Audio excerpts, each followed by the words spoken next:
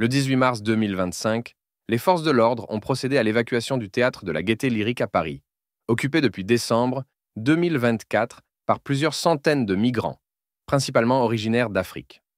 L'opération, débutée peu avant 6 heures du matin, a donné lieu à des affrontements entre les forces de l'ordre et des manifestants venus soutenir les occupants.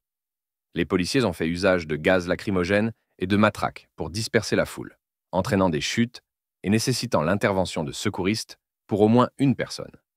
L'occupation avait débuté le 10 décembre 2024, lorsqu'environ 200 migrants avaient investi le théâtre à l'issue d'une conférence sur l'accueil des réfugiés. Le nombre d'occupants avait ensuite augmenté pour atteindre environ 400 personnes. Cette situation avait conduit à l'annulation de toutes les représentations et placé le théâtre dans une situation financière difficile. Face aux risques sanitaires et sécuritaires liés à cette occupation, le tribunal administratif de Paris avait ordonné, le 13 février 2025, l'évacuation des lieux sous un mois. Cette décision faisait suite à une saisine de la ville de Paris, propriétaire du théâtre, qui s'inquiétait des conditions de promiscuité et des risques d'incendie. Lors de l'évacuation, 46 personnes ont été interpellées, principalement pour avoir refusé la prise en charge proposée ou pour vérification administrative. 9 personnes ont été légèrement blessées, dont 6 migrants.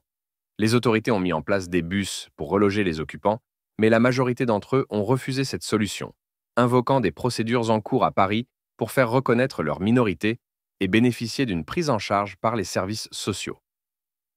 La maire de Paris, Anne Hidalgo, a soutenu l'intervention policière en raison des risques encourus, tout en critiquant le manque de solutions d'hébergement dans la capitale.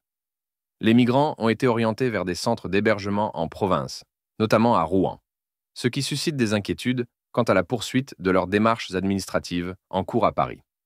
Cette évacuation met en lumière les défis liés à l'accueil et à l'hébergement des migrants en France, ainsi que les tensions entre les différentes autorités sur la gestion de ces situations.